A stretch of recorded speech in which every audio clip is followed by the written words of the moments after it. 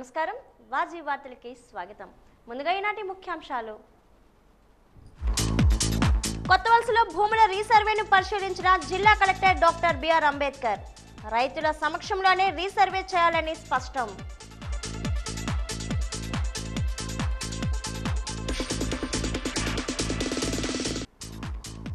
రెండు లక్షల విలువైన 2 కేజీల గంజాయిని స్వాధీనం చేసుకున్న వన్ టౌన్ పోలీసులు. ఇద్దరు నిందితులు మీడియా ముందు ప్రవేశపెట్టిన డీఎస్పీ శ్రీనివాసరావు.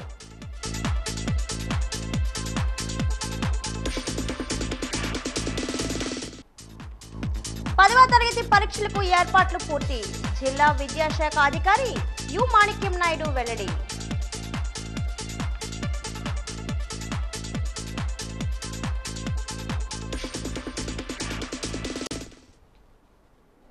రైతుల సమక్షంలోనే రీసర్వే చేయాలని జిల్లా కలెక్టర్ డాక్టర్ బిఆర్ అంబేద్కర్ అధికారులను ఆదేశించారు.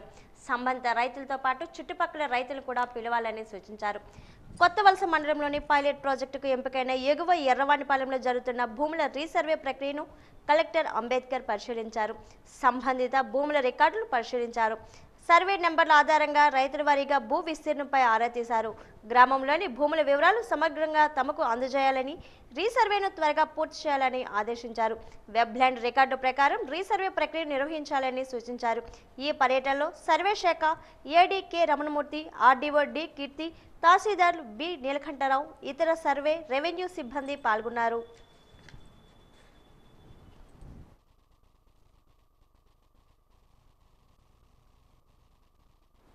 అక్రమంగా గంజాయి తరలిస్తున్న ఇద్దరు నిందితులను 1వ పట్టణ పోలీసులు అరెస్ట్ చేసి దాదాపు 2 లక్షల విలువైన 2 కిలోల గంజాయిని స్వాధీనం చేసుకున్నారు. ఈ మేరకు నగరంలోని వన్ టౌన్ పోలీస్ స్టేషన్లో నిర్వహించిన మీడియా సమావేశంలో నిందితులు మీడియా ముందు హాజరుపరిచారు. ఈ సందర్భంగా డీఎస్పీ శ్రీనివాసరావు కేసు వివరాలు మీడియాకు వెల్లడించారు. పాత రైల్వే క్వార్టర్ సమీపంలో గంజాయి తరలిస్తున్న ఇద్దరు వ్యక్తులపై నిఘా ఉంచి అరెస్ట్ చేశామని తెలిపారు. దాసన్నపేటకు చెందిన బి నవీన్, రాయగఢకు చెందిన సంతోష్ ఒడిశాలో గంజాయిని కొని విజయనగరంకు తరలించారన్నారు. 1వ పట్టణ ఎస్ఐ రేవతి అందిన సమాచారం మేరకు వెంటనే వారిని అరెస్ట్ చేసి 2 కిలోల గంజాయిని స్వాధీనం చేసుకున్నామని తెలిపారు. ఈ సమావేశంలో సిఐ శ్రీనివాసరావు, సిబ్బంది పాల్గొన్నారు.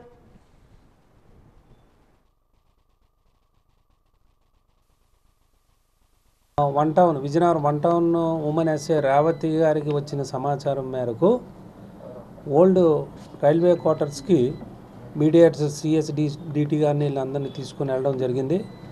అక్కడ ఇద్దరు పర్సన్స్ మమ్మల్ని చూసి పారిపోతుంటే మన వన్ టౌన్ సిఏ గారు, రేవతి ఉమెన్ ఎస్ఐ గారు, వీళ్ళ సిబ్బంది అంతా కూడా ఆయన పట్టుకొని చెక్ చేశారు. సిఎస్డిటి గారు వాళ్ళ సమక్షంలో వాళ్ళు 2 ప్యాకెట్లు దొరికాయి. అవి సుమారుగా 2 కేజీల గంజాయి. అది వాళ్ళు ఒక గుడ్డతో కవర్ చేసుకొని బాడీలో పెట్టుకున్నారు.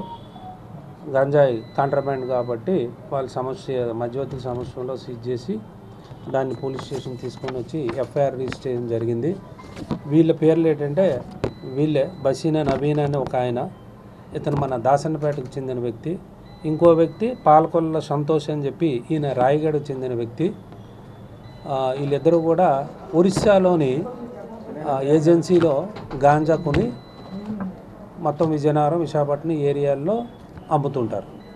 ఈ పలక సంతోష్ అన్న అతని మీద రాయగఢలో ఒక హత్య కేసు కూడా ఆల్రెడీ రిజిస్టర్ అయ్యి ఉంది. వీళ్ళని నిన్న ఎఫ్ఐఆర్ రిజిస్టర్ చేసిన తర్వాత మన శ్రీనివాసరావు గారు, వన్ టౌన్ శ్రీనివాసరావు గారు అరెస్ట్ చేశారు. ఇవాళ కోర్టులో వాళ్ళని రిమాండ్ నిమిత్తం హాజరు పెడతాం. మాకు ప్రజలు సహకరిస్తే, ఇన్ఫర్మేషన్ ఇస్తే 100 కానీ 112కి కానీ, తర్వాత మేము కూడా అవేర్నెస్ కూడా సంకల్పరథం అనేది ఇప్పుడు పెట్టాం. సార్ పెట్టారు. అది ప్రతి వార్డులోని ప్రతి గ్రామంలోకి వెళ్తున్నాం. అలాగే ప్రతి కాలేజీలో, స్కూల్లో ప్రతిరోజు మనం మీటింగ్లు పెడుతున్నాం, అవేర్నెస్ క్రియేట్ చేస్తున్నాం. మాదక ద్రవ్యాలు వాడడం వల్ల ఎంత నష్టం జరుగుతుందో, అలాగే సంకల్పం రథం ద్వారా చేస్తున్నాం. అన్ని ప్రయత్నాలు చేస్తున్నాం. దానికి మాకు ప్రజలు, పాత్రికేయులు, అన్ని సమాజంలో అందరూ మాకు సహకరిస్తే గంజాయిని ఇంకా కోకటవేలతో నిర్మించడానికి మా ఎస్పీ శ్రీ వకుల్ జిందాల్ ఐపీఎస్ గారి సారథ్యంలో మేము అందరం కష్టపడడానికి రెడీగా ఉన్నాం. జాతీయ గ్రామీణ ఉపాధి హామీ పథకం పనులు వేగవంతం చేస్తున్నామని డుమా పీడీ ఎస్ శారదాదేవి పేర్కొన్నారు. ఈ రోజు ఆమె తన కార్యాలయంలో మీడియాతో మాట్లాడారు. మార్చి 31 నాటికల్లా ఈ ఏడాది సంబంధించిన పనులు పూర్తి చేస్తామని స్పష్టం చేశారు. క్షేత్రస్థాయి సిబ్బంది అలసత్వం వహించకూడదని సూచించారు. ఈ ఏడాదికి 225 రూపాయలు రోజువారీ వేతనం ఇస్తున్నామని చెప్పారు. 266 కోట్ల లక్ష్యంతో పనులు చేస్తున్నామని చెప్పారు. వ్యవసాయ అనుబంధ రంగాలకు సంబంధించిన పనులు కూడా ఎన్ఆర్జీఎస్ పథకం కింద పనులు చేపిస్తున్నామని చెప్పారు. 3.08 లక్షల కుటుంబాలకి పని కల్పించడం జరిగిందండి. అందులో 4.65 లక్షల మంది వేతనదారులు పనికి రావడం జరిగింది. సగటు వేతనము మనకి యాజ్ ఆన్ టుడే చూసుకుంటే 228 రూపాయలు ఉన్నాయి. 100 రోజులు కంప్లీట్ చేసిన కుటుంబాలు ఏమంటే 12,811 మంది కంప్లీట్ చేసుకున్నారు. ఇప్పటి వరకు 14,260 వర్కులు పూర్తి చేసుకోవడం జరిగింది. ఈ ఆర్థిక సంవత్సరంలోనే మనకి ఇచ్చిన టార్గెట్ ఏమంటే 1,81,00,000 టార్గెట్ ఇస్తే, పని దినాలు టార్గెట్ ఇస్తే అందులోనే మనం 1,56,00,000 పూర్తి చేసుకోవడం జరిగింది. 86% మనం కంప్లీట్ చేసాము. ఇంకా బ్యాలెన్స్ ఈ 35 రోజుల్లో కూడా మేము అది కంప్లీట్ చేసుకోవడం జరుగుతుంది. మార్చ్ 31 కల్లా అవి కంప్లీట్ అయిపోతుంది అన్నమాట. ఇప్పటి వరకు మనకి వేతనాల రూపంలోనే 3,57,00,000 మనకి ఇవ్వడం జరిగింది. అందులో మనకి మెటీరియల్ ఎంటైటిల్మెంట్ 238, మనకి ఇచ్చిన టార్గెట్ అయితే 266 కోట్లు మనకి టార్గెట్ ఇవ్వడం జరిగింది అన్నమాట. ఇంకా బ్యాలెన్స్ 166 కోట్లు ఖర్చు పెట్టాల్సి ఉంది. దాంట్లో ఆల్రెడీ 86 కోట్లు మనం అప్లోడ్ చేసాము. ఇంకా టు బి అప్లోడెడ్ రెడీగా అప్లోడ్ చేయడానికి ఇంకొక 60 కోట్లు రెడీగా ఉంది. ఇవి కాకుండా పని చేస్తున్న దానికి బిల్స్ కూడా సైమల్టేనియస్గా మేము అప్లోడ్ చేయడం జరుగుతుందండి. ఈ మెటీరియల్ వర్క్ సంబంధించింది వచ్చేటప్పటికి మనకి పిఆర్ పంచాయతీ రోడ్లో శాంక్షన్స్ ఇప్పటి వరకు మనం 3,170 వర్కులు శాంక్షన్ తీసుకోవడం జరిగింది. క్యాటిల్ షెడ్స్ 1,993 తీసుకున్నాము. కాంపౌండ్ వాల్స్ 153 వర్కుల వరకు తీసుకోవడం జరిగింది. విజయనగరం జిల్లా గజత నగరంలో శుక్రవారం తెల్లవారుజామున 8 షాపుల్లో mini DMart, Venky mobile shop, M Mart, paint shop, RK Mart, Rama కిరాణా షాప్, చెప్పుల షాపు, మరో 2 కిరాణా షాపుల్లో దొంగతనాలు జరిగినట్లు పోలీసులు నిర్ధారించారు. దొంగతనాలు జరిగిన షాపుల్లో క్లూజ్ టీంతో ఫింగర్ ప్రింట్ సేకరణ చేపట్టారు. దొంగతనాలు జరిగిన షాపులు డీఎస్పీ భవ్యారెడ్డి శుక్రవారం పరిశీలించారు. ప్రధానంగా ఒక మొబైల్ షాప్లో ఉంచిన 1,50,000 క్యాష్, సుమారు 26 మొబైల్స్ దొంగలు దోచుకు వెళ్ళినట్లు షాప్ యజమాని వెంకటేష్ తెలిపారు. మొత్తం వీటి విలువ సుమారు 6 లక్షల పైన ఉంటుందని అన్నారు.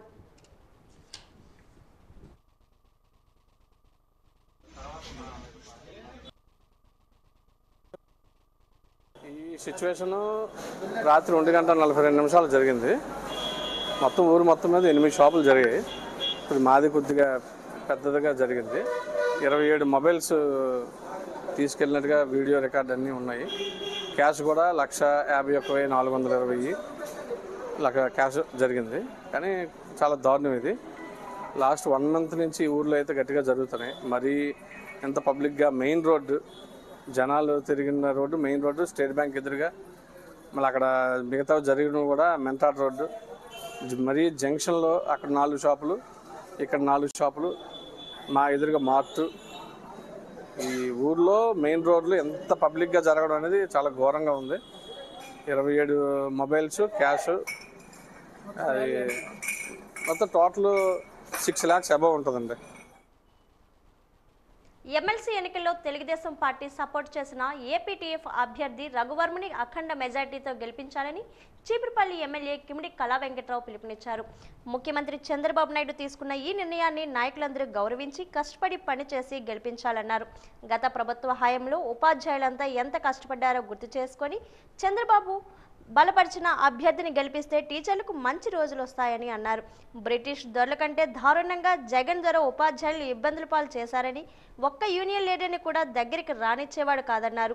జగన్ లాంటి విషవృక్షం నీటిలో పెరుగుతున్నది గంధపు మొక్కైనా విషమెక్కుతుందని, అందుకే దానిని ఓటుతో తీసివేయాలని, లేకపోతే మళ్ళీ ఉపాధ్యాయులు ఇబ్బందులు పడతారన్నారు.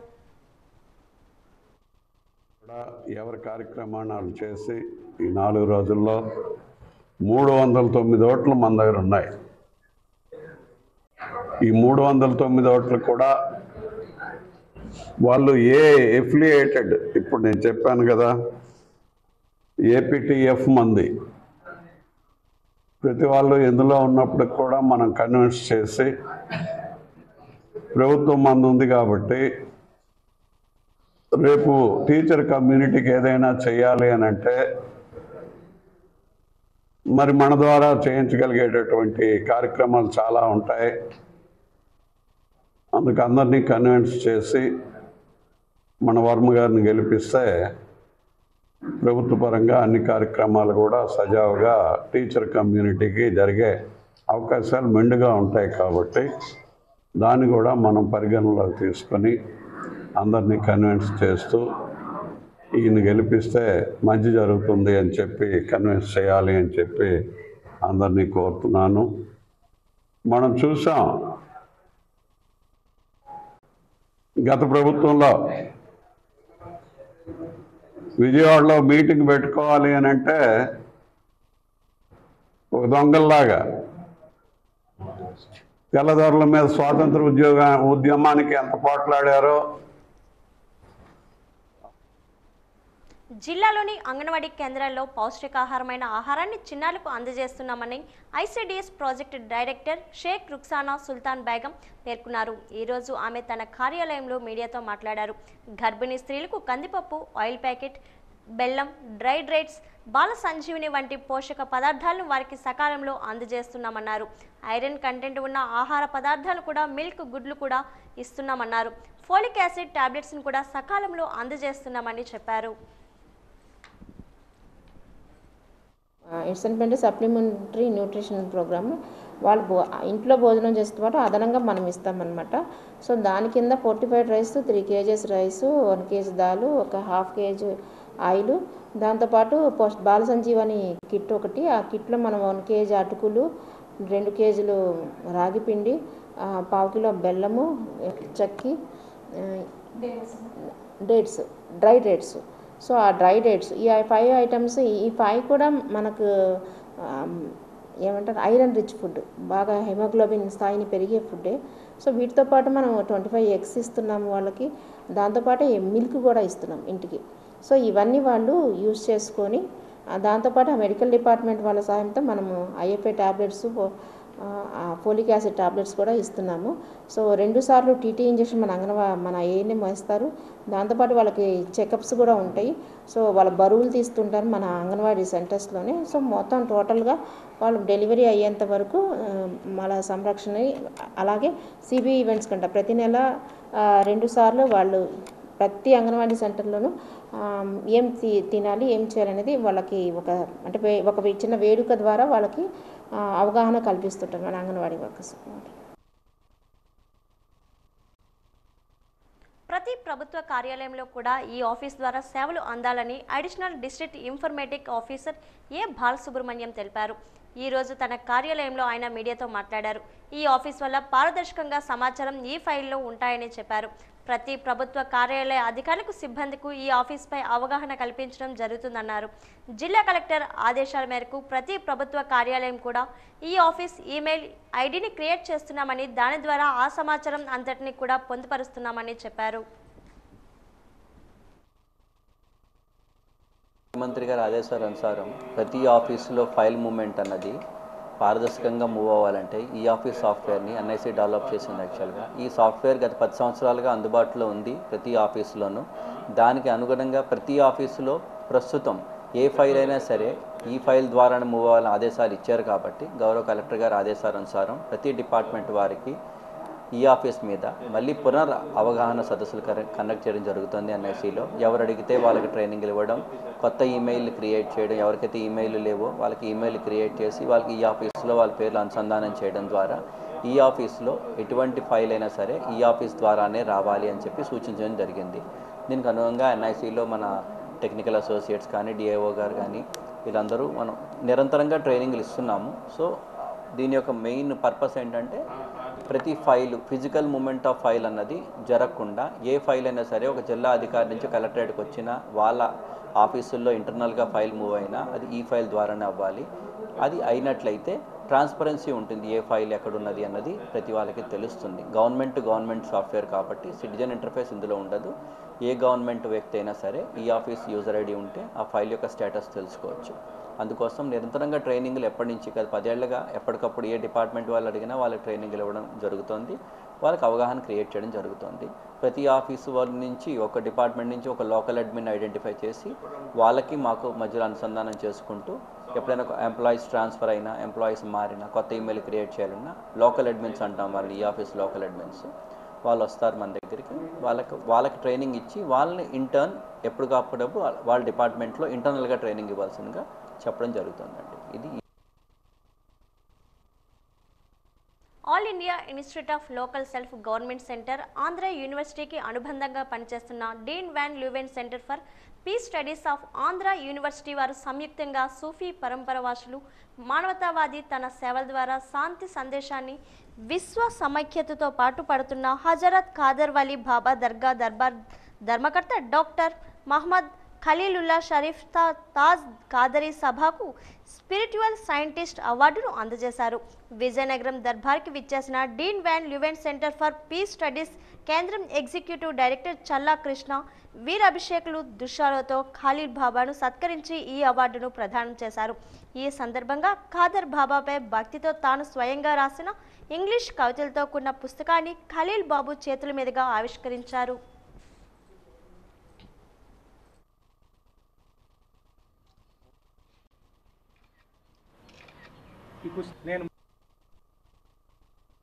సో మేమేంటంటే పీస్ స్టడీస్ మీద, స్పిరిచువాలిటీ మీద, ఇన్నర్ పీస్ మీద, వరల్డ్ పీస్ మీద ఎవరైతే వర్క్ చేస్తున్నారో వాళ్ళని సత్కరించుకుంటున్నాము. మెయిన్గా ఏంటంటే మా అందరికీ ఉత్తరాంధ్ర జిల్లాల్లో ఉన్న వాళ్ళందరికీ మాకు చాలా క్లోజ్ ఎవరంటే హజరత్ ఖాదర్ వలీ బాబా గారు. నిజంగా ఆయన సూఫీ దారి ఏదైతే ఉందో దాంట్లో పయనించిన వాళ్ళందరూ వరల్డ్ పీసే కాదు ఇన్నర్ పీస్ కూడా పొందారు. సో ఆ పరంపరని ముందు తీసుకొస్తున్న గురుగారు షరీఫ్ గారిని మేము మా స్పిరిచువల్ సైంటిస్ట్ అవార్డుతో ఆయన సత్కరించుకోవడం జరిగింది. ఆయనకి మేము ఇవ్వడం ఏంటంటే మా భాగ్యంగా భావిస్తున్నాము. It's we deem it an honour and a privilege. And అది కాకుండా 2 ఏళ్ల క్రితం నేను దర్గాకు వచ్చి ఒక మొక్కుకున్నాను. ఆ మొక్కు తీరింది. ఆ 2 years నా స్పిరిచువల్ జర్నీ ఏదైతే ఉందో బాబావారితో దాన్ని పుస్తక రూపంలో నేను రాయడం జరిగింది. అది కూడా గురువుగారు షరీఫ్ గారు లాంచ్ చేశారు. సో అందులో నా ఎక్స్పీరియన్సెస్, నేను కోరుకున్న కోరిక తీరడం. ఎందుకంటే నేను చాలా హాస్పిటల్స్కి వెళ్ళాను, చాలా మందులు వాడాను. ఎప్పుడు అది ఏం చేసినా ఇంకా తీరదు అనే పరిస్థితికి వచ్చినప్పుడు స్పిరిచువాలిటీ ఒక్కటే తీర్చగలదు, అదొక స్ట్రెంగ్త్ ఇవ్వగలదు. ఆ స్పిరిచువల్ స్ట్రెంగ్తే ఇప్పుడు నన్ను ఇక్కడికి తీసుకొచ్చింది. ఈ పుస్తకం రాసేలా చేసింది, నన్ను పూర్తిగా నాకు స్వస్థత కల్పించింది. అండ్ నిజంగా బాబా వారిని నమ్ముకున్న వాళ్ళందరూ ఎప్పుడూ హాయిగా ఉంటారు, ఇన్నర్ పీస్తో ప్రశాంతంగా ఉంటారు. సూఫీ మార్గం అనేది భారతదేశమే కాదు ప్రపంచం మొత్తం వ్యాపించాలని నేను ఆశిస్తున్నాను. ఒక పవిత్ర పుణ్యక్షేత్రంలో ఉన్న సేవలను గుర్తించిన లీవెన్ సెంటర్ ఆఫ్ స్టడీస్ వాళ్ళు ఈరోజు స్పిరిచువల్ సైంటిస్ట్గా ఈ అవార్డు అందజేయడం జరిగింది.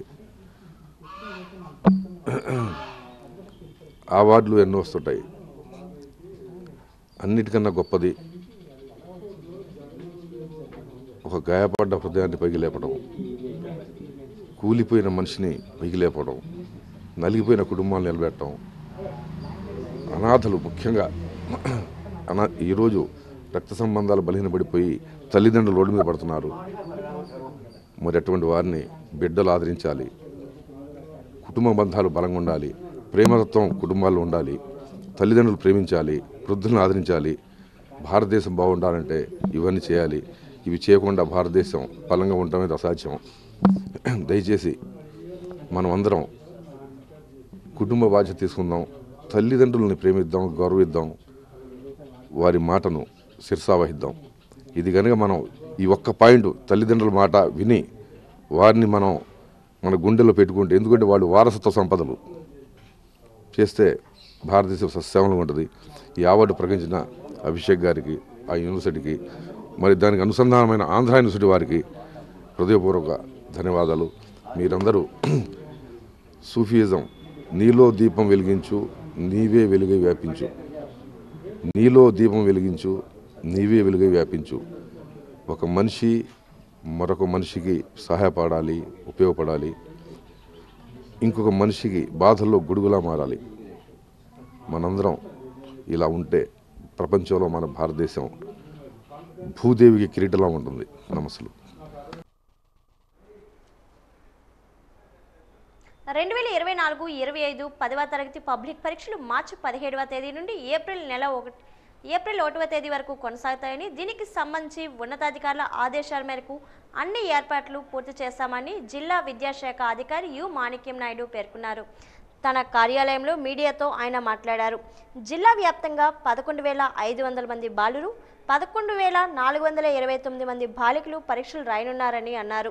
జిల్లాలో 119 పరీక్షా కేంద్రాలు ఏర్పాటు చేశామని, రెగ్యులర్ విద్యార్థులతో పాటు ఓపెన్ స్కూల్ 10వ తరగతి పరీక్షలు కూడా అదే సమయంలో అదే కేంద్రాల్లో కొనసాగుతాయని అన్నారు. పరీక్షల నిర్వహణకు పూర్తి స్థాయిలో సిబ్బంది నియామకం జరుగుతుందన్నారు. పరీక్షలు నిర్వహించేందుకు కావలసిన అన్ని ఏర్పాట్లు పూర్తి చేశామని, విద్యార్థులకు ఎటువంటి అసౌకర్యం కలగకుండా మౌలిక వసతులు, రవాణా సౌకర్యాలు తదితర ఏర్పాట్లు అన్ని జరిగాయని అన్నారు. ఎస్ఎస్సి ఎగ్జామినేషన్స్ మార్చి 17 నుంచి 1 వరకు ఏప్రిల్ 1 వరకు జరుగుతాయి. ఈ ఎగ్జామ్స్ 119 సెంటర్లో జరుగుతాయి. దీంట్లో ఏ సెంటర్స్ 53, అలాగే బి సెంటర్స్ 31, అలాగే సి సెంటర్స్ 35, ఇలా మొత్తం 119 సెంటర్లు. దీంట్లో బాయ్స్ 11,501 మంది, అలాగే గర్ల్స్ 11,429 మంది. అలాగే ఈ పరీక్షల్ని పకడ్బందీగా జరపడానికి కలెక్టర్ గారి ఆధ్వర్యంలో కోఆర్డినేషన్ మీటింగ్ కూడా జరిగింది. దీనికి ఈ పరీక్షలను సజావుగా సక్రమంగా కట్టుదిట్టంగా జరపడానికి 7 ఫ్లయింగ్ స్క్వాడ్లు కూడా ఏర్పాటు చేయడం జరిగింది. ఓపెన్ స్కూల్ 10th పరీక్షలు కూడా ఈ ఎస్ఎస్సి జరిగే సెంటర్లోనే ఓపెన్ స్కూల్ 10th పరీక్షలు కూడా జరుగుతాయి. ఈ రెండు కూడా అదే స్కూల్లో సేమ్ టైమింగ్స్లో ఎగ్జామ్ జరుగుతాయి. వాటికి కూడా 2 ఫ్లయింగ్ స్క్వాడ్లని ఏర్పాటు చేయడం జరిగింది. విద్యార్థులు సక్రమంగా ఈ పరీక్షల్లో రాయడానికి 100 days యాక్షన్ ప్లాన్ పక్కా అమలు చేయడం జరుగుతుంది. బొబ్బిలి కృష్ణాపురం రోడ్లో ఉన్న పాత డంపింగ్ యార్డ్లోని చెత్తను బయో మైనింగ్ చేయడం జరుగుతుందని బొబ్బిలి మున్సిపల్ కమిషనర్ ఎల్లి రామలక్ష్మి తెలిపారు. ఈ రోజు వాజీ న్యూస్తో మాట్లాడారు. 4.10 ఎకరాల విస్తీర్ణంలో 14,711 మెట్రిక్ టన్నుల చెత్తను విశాఖకు తరలించడం జరుగుతుందన్నారు. ప్రైవేట్ ఏజెన్సీ తరుణ్ అసోసియేషన్ చెత్తను వేరుగా చేసే పని అప్పగించడం జరిగిందని అన్నారు. లెగసీ వేస్ట్ డీక్రియేషన్ పనులు ఈ రోజు ప్రారంభించారు. సుమారు 120 టన్నుల చెత్తను ప్రాసెసింగ్ చేయడం జరుగుతుందని చెప్పారు. ప్రాసెసింగ్ జరిగిన చెత్తను లో లేయింగ్ ఏరియాలో వేయడం, ప్లాస్టిక్ కంపాస్టబుల్ వేస్ట్ను జిందాల్ పవర్ ప్లాంట్కు విశాఖపట్నం తరలించడం జరుగుతుందని అన్నారు. పేరుకుపోయిన వేస్ట్ అంతా కూడా రిక్లైమ్ త్రూ బయో మైనింగ్ ద్వారా రిక్లైమ్ చేసి దాని నుంచి మనకి రీసైకిల్ ప్రోడక్ట్స్ అన్నీ కూడా ఏదైతే ఇప్పుడు ప్లాస్టిక్ రీసైకిల్ చేసేటప్పుడు రిక్లైమ్ చేసేటప్పుడు వచ్చే ఒక్కొక్క వేస్ట్, ప్లాస్టిక్ వేస్ట్, ఆళ్ళు, డెబ్రిస్, వెట్ వేస్ట్, ఇంకా ఏదైనా ఉండిపోయిన వెట్ వేస్ట్ వస్తే వెట్ వేస్ట్ మనం ప్రాసెస్ చేసి మాన్యూర్ కింద యూజ్ చేస్తాం. అలా కాకుండా డ్రై వేస్ట్ ఏదైతే రాళ్ళు, ఈ డెబ్రిస్ ఇలాంటివన్నీ కూడా ఈ రిక్లైమ్ చేసేటప్పుడు బయోమైనింగ్ ద్వారా వచ్చిన వేస్ట్ అంతా కూడా లో లయింగ్ ఏరియాస్లోని మనం ఫిల్అప్ చేసుకుంటాము. మంచి జనరేట్ అయిన వేస్ట్ అంతా కూడా జిందాల్ ప్లాంట్కి పంపిస్తాము. దాంతోపాటు ఏదైతే డ్రై వేస్ట్ మనకి ఉందో అదంతా కూడా మన ఏరియాస్లో లో లైన్ ఏరియాస్ ఉన్న బరీల్ గ్రౌండ్స్, ఎక్కడైనా పార్ట్ హోల్స్, వాటన్నిటికి కూడా ఫిల్అప్ చేయడానికి యూజ్ చేసుకోవాలని అనుకుంటున్నాం. ప్రజా సమస్యల పరిష్కార వేదికకు అందిన వినతులను అధికారులు పెండింగ్లో ఉంచడంపై జిల్లా కలెక్టర్ డాక్టర్ బిఆర్ అంబేద్కర్ ఆగ్రహం వ్యక్తం చేశారు. వాటిని సకాలంలో ఎందుకు పరిష్కరించడం లేదని, రీఓపెన్కు ఎందుకు అవకాశం ఇస్తున్నారని మండిపడ్డారు. పీజీఆర్ఎస్ అర్జీల పరిష్కారంలో నిర్లక్ష్యం వహిస్తే సహించేది లేదని హెచ్చరించారు. ముందుగా వచ్చిన అర్జీని పూర్తిగా చదివి అర్జీదారునితో మాట్లాడి వారి సమస్యను తెలుసుకోవాలని తహసీల్దార్లకు, ఇతర అధికారులకు కలెక్టర్ సూచించారు. జిల్లా collector doctor BR Ambedkar Kothavalasa మండలంలో శుక్రవారం పర్యటించారు. ఆయన ముందుగా తహసీల్దార్ కార్యాలయానికి చేరుకొని పీజీఆర్ఎస్పై సమీక్షించారు. సుమారు 57 వినతులు పెండింగ్లో ఉండడంపై ఆగ్రహం వ్యక్తం చేశారు.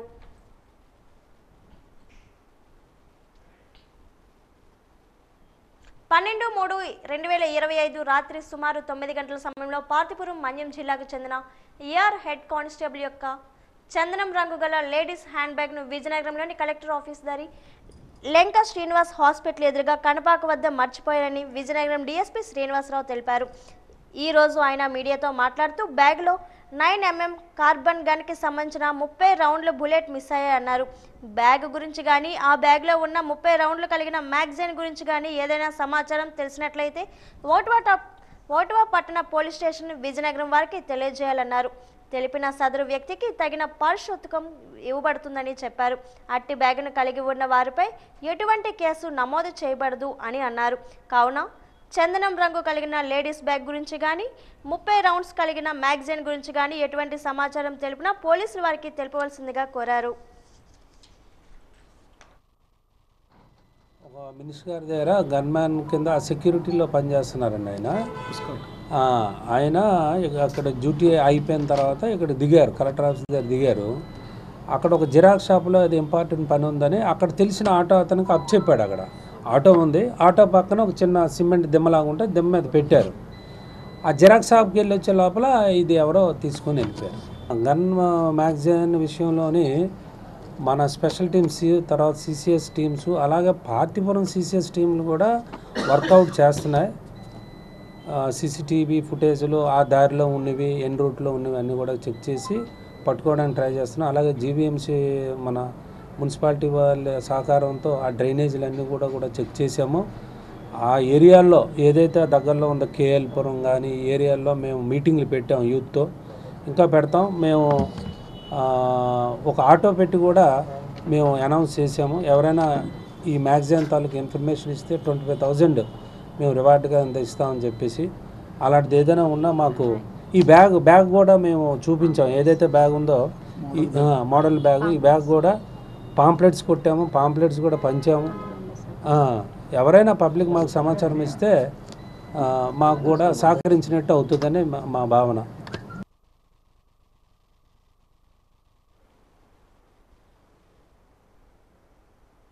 ప్రతి రైతు తప్పనిసరిగా భూ ఆధార్ కార్డు పొందాలని వ్యవసాయ శాఖ జిల్లా అధికారి విటి రామారావు తెలిపారు.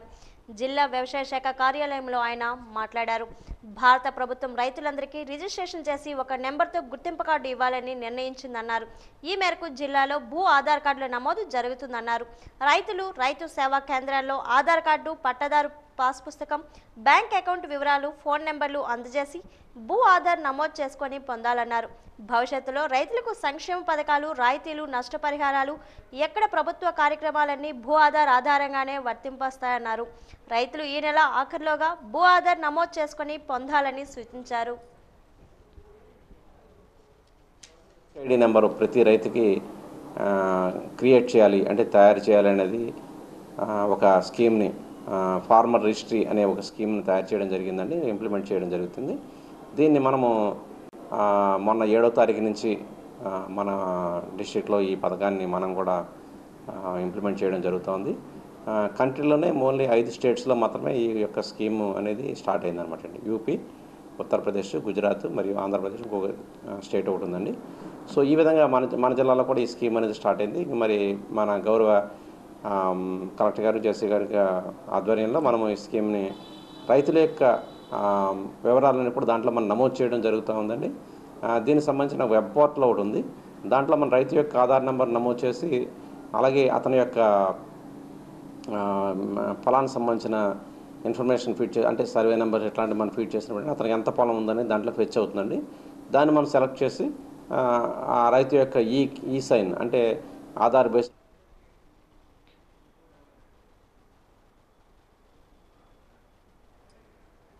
విధంగా మనం తీసుకున్నట్లయితే ఆధార్ నెంబర్ అనేది జనరేట్ అవుతుంది అనమాట అండి. ఈ నెంబర్ అనేది ఎందుకు ఉపయోగం అంటే, ప్రతి స్కీమ్కి మనకు వ్యవసాయ సంబంధించిన వివిధ యంత్ర పరికరాలు కానీ లేదా మనకు ప్రకృతి వైపరీత్యాలకు సంబంధించిన రాయితీ ఇచ్చే పరిస్థితిలో ఉన్నప్పుడు కానీ లేదా ఈవెన్ మన పిఎం కిసాన్ అంటే మనము ఈ రేపు 24వ తారీఖున గౌరవ ప్రధానమంత్రి గారు పిఎం కిసాన్ 2,000 రూపాయలు విడుదల చేయడం జరుగుతూ ఉంది. సో 19వ విడత. సో ఇది అయిపోయిన తర్వాత నెక్స్ట్ విడతలో మన పిఎం కిసాన్ మనం పొందాలంటే రైతులు కంపల్సరీగా ఈ ఫార్మర్ రిజిస్ట్రీలో అంటే యూనిక్ ఐడి నెంబరు లేదా భూ ఆధార్ అనేది పొందడం అనేది తప్పనిసరి అనమాట. సో మన జిల్లాలో చూసుకున్నట్టయితే 194,973 మంది పిఎం కిసాన్ రైతులు మన జిల్లాలో ఉన్నారన్నమాట. వీరందరూ కూడా కంపల్సరీగా నెక్స్ట్ మన పిఎం కిసాన్ పడే లోపుగా అంటే మనకి ఏప్రిల్ మేలో మళ్ళీ పిఎం కిసాన్ నెక్స్ట్ ఇయర్ సంబంధించినది మొదటి విడత అనేది వేయడం జరుగుతుంది. సో ఆ టైం కల్లా కంపల్సరీగా మనము ఈ రైతు సోదరులందరూ కూడా దీన్ని కంప్లీట్ చేసుకోవాలన్నమాట.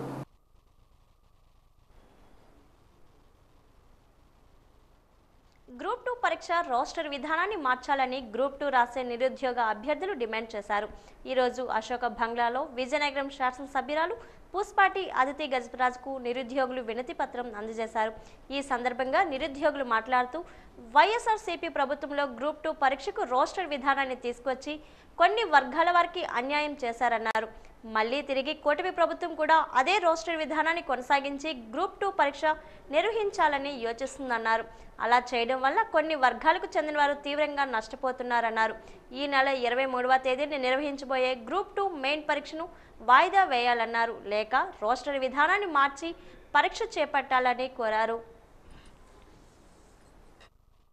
ఇక్కడికి వచ్చి ప్రజాప్రతినిధులకి రిప్రజెంటేషన్ ఇవ్వడానికి గల కారణం ఏంటంటే గత ప్రభుత్వంలో 2023లో జీఓఎంఎస్ నెంబర్ 77 రాష్ట్రంలో అమలు చేయకుండా గ్రూప్ 2 నోటిఫికేషన్ అనేది ఇవ్వడం జరిగింది.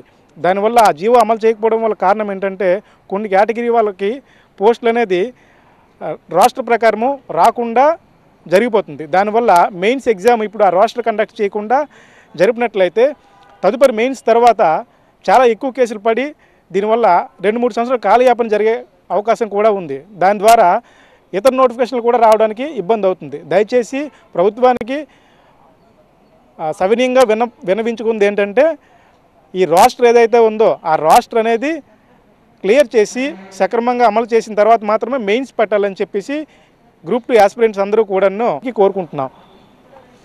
గవర్నమెంట్ విడుదల చేసింది ఈ గ్రూప్ 2 నోటిఫికేషన్ అనేది. అందులో రోస్టర్ మిస్టేక్స్ ఉన్నాయని ఆల్రెడీ కేసు వేశారు. మొన్న ఇప్పుడు హైకోర్టు తీర్పు కూడా విడుదల చేసింది. అది గవర్నమెంట్ కేసు ఏమని చెప్పారంటే గవర్నమెంట్కి విడిచిపెట్టేశారు. వాళ్ళ ఒపీనియన్ అని అన్నారు. సో అందుకనే మేము మీకు చేతులు జోడించి మరీ నమస్కారం చేస్తున్నాం సార్. అందరూ వినండి. ఇప్పుడు ప్రిపేర్ అవ్వడం కాకుండా గత 5 సంవత్సరాల నుంచి కూడా ప్రిపేర్ అవుతూ చాలా ఇబ్బందులు పడుతూ అందరూ ఇక్కడ ప్రిపేర్ అవుతున్నారు. చాలా ఎఫర్ట్ పెట్టి మరీ ప్రిపేర్ అవుతున్నారు. వాళ్ళందరికీ న్యాయం చేయవలసిందిగా కోరుతున్నాను నేను. ఎందుకంటే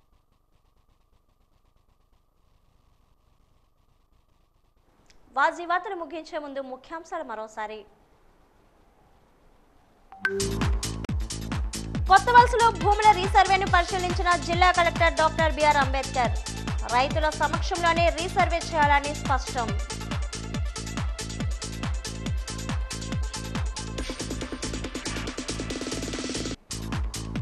రెండు లక్షల విలువైన 2 కేజీల గంజాయిని స్వాధీనం చేసుకున్న 1 టౌన్ పోలీసులు.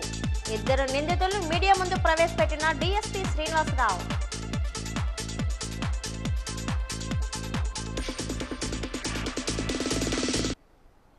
పదవ తరగతి పరీక్షలకు ఏర్పాట్లు పూర్తి. జిల్లా విద్యాశాఖ అధికారి యు మాణిక్యం నాయుడు వెల్లడి.